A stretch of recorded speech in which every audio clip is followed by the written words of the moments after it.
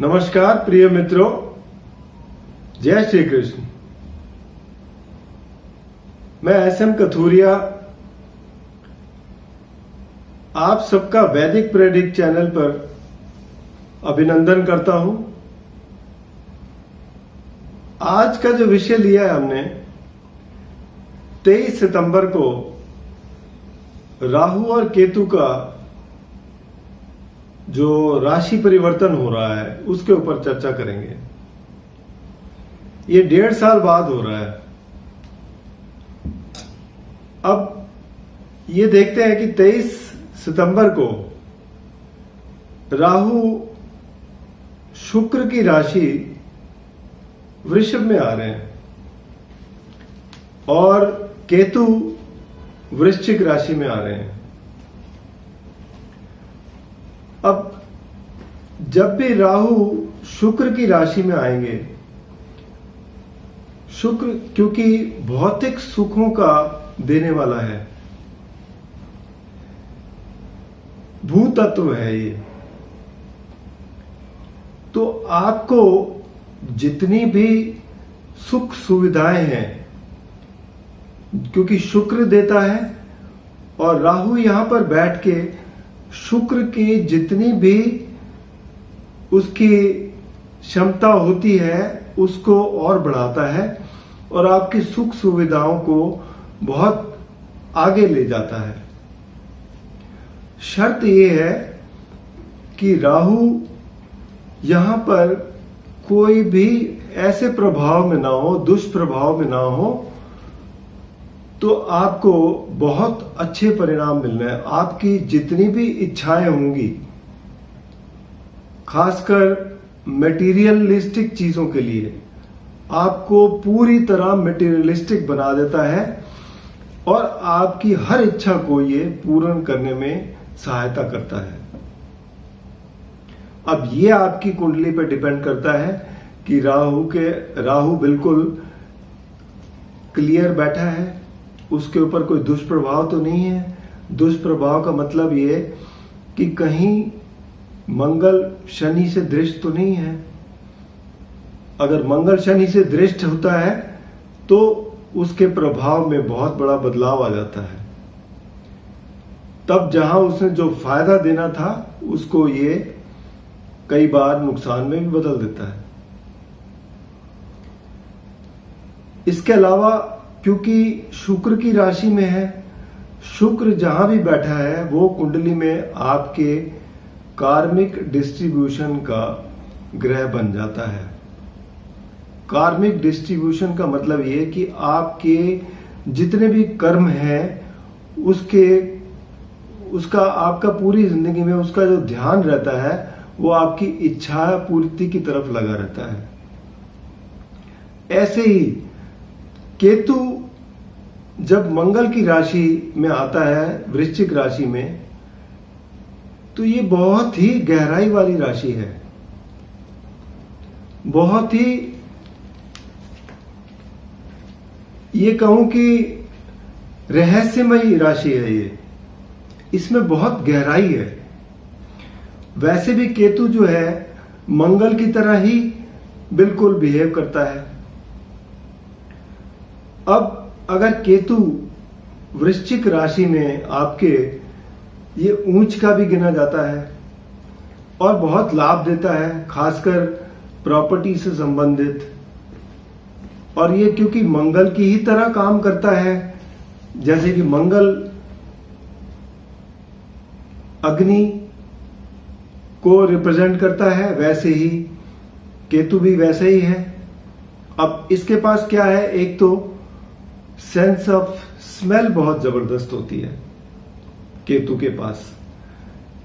इसीलिए केतु के लिए कभी भी कहते हैं ना कि कुत्तों को भी सेंस ऑफ स्मेल बहुत अधिक होती है, तो कुत्तों की सेवा जब करते हैं तो केतु आपका अच्छा रहता है।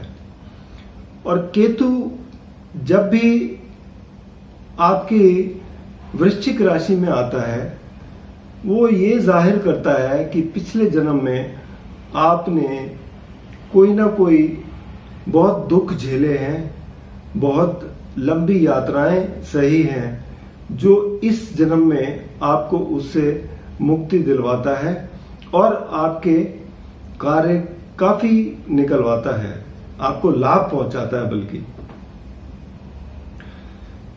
अब यहां पर क्योंकि मंगल कुंडली में अच्छा बैठा होना चाहिए, क्योंकि ये मंगल की राशि है और मंगल अगर कुंडली में अच्छा बैठा है तो आपको बहुत अच्छे परिणाम मिलने जा रहे हैं।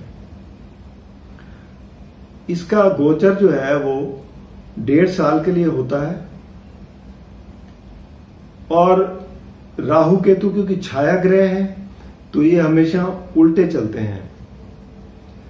तो आइए देखें अलग अलग राशियों पर इसका क्या प्रभाव रहेगा। सबसे पहले मेष राशि पर देखेंगे। मेष राशि के लिए ये गोचर होने जा रहा है 2 और अष्टम भाव में। 2 भाव में राहु आएगा और अष्टम भाव में केतु आएगा। अब दूसरा भाव क्या होता है? धन का भाव है, आपके जो परिवार का भाव है। तो इन भावों में राहु अगर बैठा है तो आपकी पूरी इच्छाएं करता है। जैसे आपको धन लाभ दिलवाएगा, काफी अच्छा, परिवार में काफी खुशियां दिलवाएगा। लेकिन साथ ही में क्योंकि आपकी ये बोली का भी स्थान है तो राहु यहाँ पे आपकी बोली को प्रभावित करता है। इस बात का अगर आप ध्यान रखें तो ये आपके लिए गोचर बड़ा अच्छा जाने वाला है। अष्टम भाव में केतु जो है वो आपको अध्यात्म की तरफ ले जाता है, आपको गहरे रहस्यों से पहचान करवाता है और ऐसी कई चीजों से आपका सामना करवाता है जो आपने कभी सोची भी नहीं होती। तो ये था मेष राशि वालों के लिए। अब आगे देखते हैं वृषभ राशि वालों के लिए। वृषभ राशि वालों के लिए लग्न में आएगा राहु और सप्तम भाव में केतु आएगा। वृषभ भाव में जब लग्न में राहु आता है तो ये आपकी जितनी भी इच्छाएं हैं वो सारी पूरी करता है। आपकी जो भी मटेरियलिस्टिक आपकी वो इच्छाएं हैं, कभी कभी तो यहाँ पे बैठ के आप अगर अच्छे प्रभाव में है राहु तो आपको स्पिरिचुअलिस्टिक भी बनाता है। और सप्तम भाव में केतु है तो सप्तम भाव में केतु हालांकि थोड़ा सा नकारात्मक होता है और ये सप्तम भाव में जिनका केतु होता है वो ज्यादातर उनके स्वभाव में देखा है कि वो बातों को छुपा कर रखते हैं, क्योंकि ये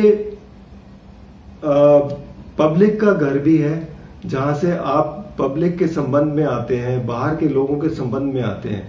केतु यहाँ बैठा होता है तो केतु अपनी जो क्वालिटीज लेके आता है वो यही है कि आप चीजों को मतलब अपने गुप्त रखते हैं, ज्यादा बताते नहीं है और ये अच्छी बात है। अब बात करें मिथुन राशि के लिए। मिथुन राशि के लिए ये गोचर जो है राहु द्वादश भाव में आ रहा है और केतु छठे भाव में आ रहा है। अब जब द्वादश भाव में राहु होता है तो आपको विदेश यात्राएं करा सकता है, विदेश से संबंध बनाता है, खर्चे अधिक करवाएगा।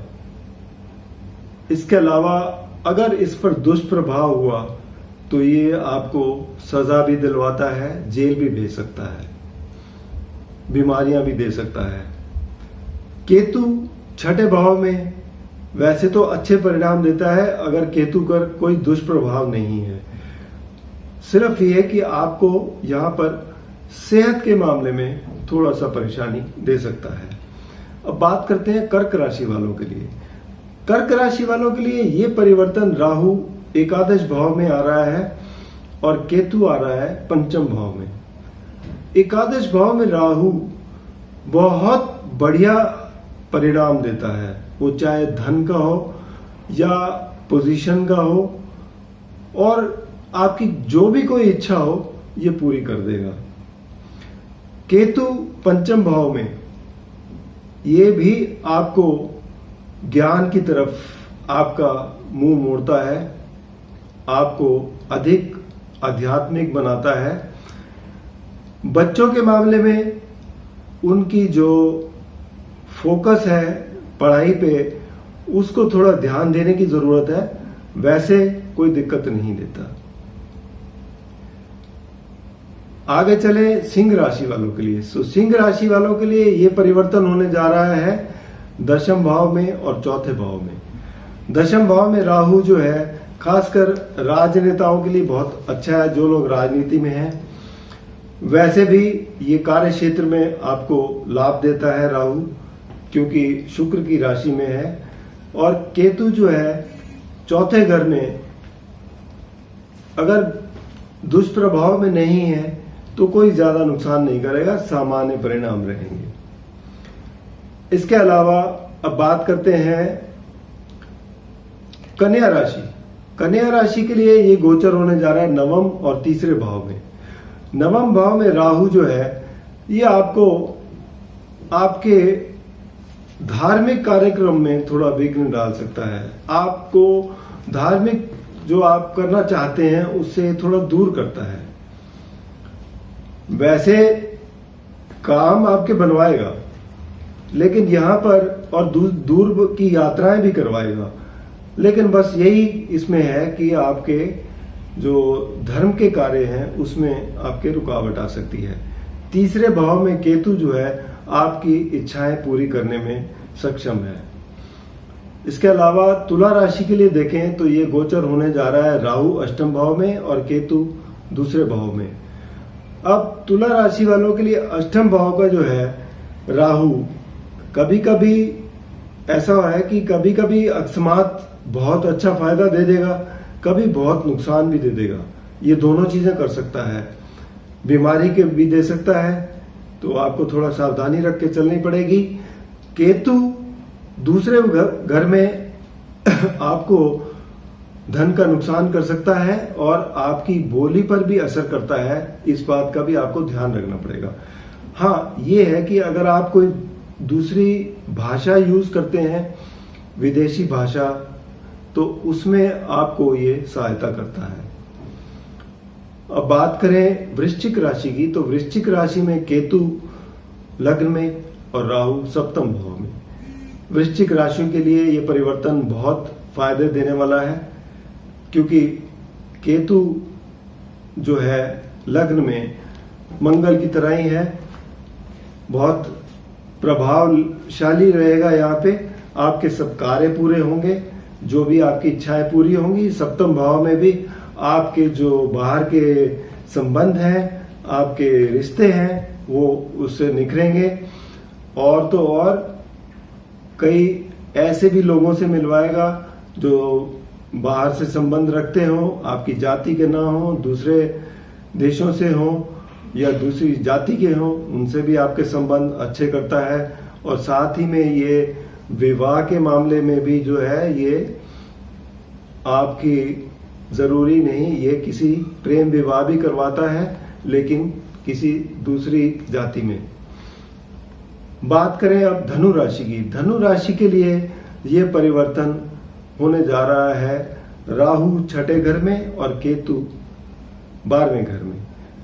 अब देखा जाए तो केतु 12वें घर में बहुत अच्छे परिणाम देता है, क्योंकि आध्यात्म का तो ये है ही है, साथ ही में क्योंकि 12वां घर भी आध्यात्म से ही लिंक है, आपके मोक्ष से लिंक है।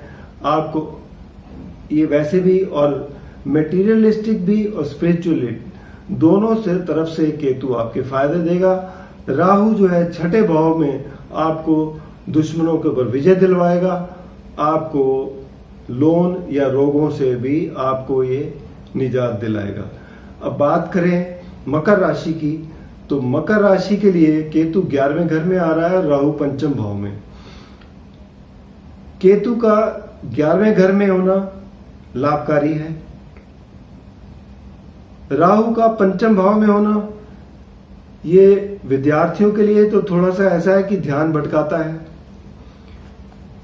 और बड़े लोगों के लिए ये उकसाता है आपको किस तरफ, आपके जुआ की तरफ, शेयर बाजार की तरफ। तो आप जितना सतर्क, हालांकि क्योंकि ये ऐसी चीजें हैं कि बहुत ज्यादा फायदा भी दे सकता है, बहुत ज्यादा नुकसान भी दे सकता है, तो इसलिए अपनी क्षमता के हिसाब से चलें तो ज्यादा अच्छा रहेगा, और सावधानी बरतेंगे तो बहुत ही ठीक रहेगा।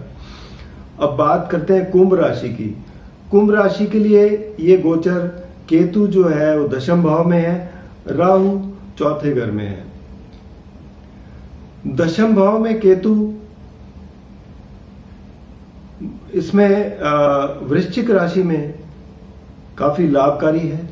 हालांकि उतार चढ़ाव जरूर देगा, कभी कभी ये आपको अपनी स्थिति से नीचे गिरा के और फिर दोबारा एक ऊंचा पद दिलवा देगा, तो इस तरीके से बिहेव करता है।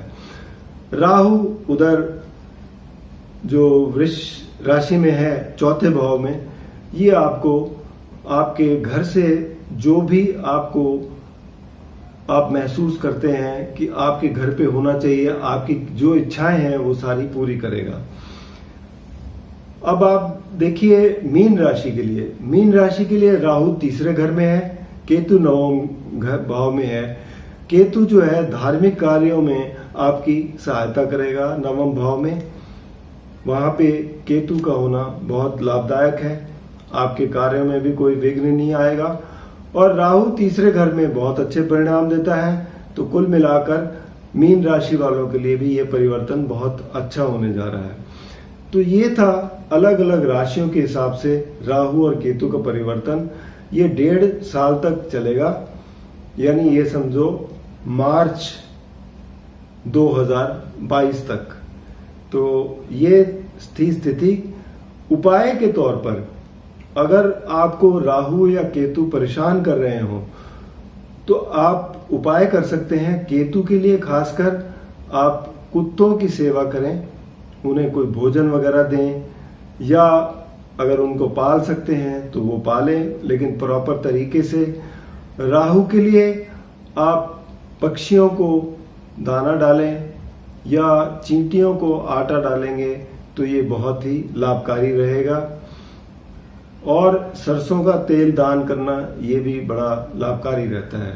इसके अलावा आपको पर्सनल तौर पर अगर कोई समस्या आ रही हो तो नीचे दिए नंबर पर संपर्क कर सकते हैं या vedicpredict.com पर लॉगिन कर सकते हैं। आपसे और विनती है कि अगर आपने मेरे चैनल को सब्सक्राइब नहीं किया तो कृपया सब्सक्राइब कर दें और बेल आइकन जरूर दबाएं ताकि आने वाली सब वीडियो आप तक सीधी पहुंच सके। धन्यवाद।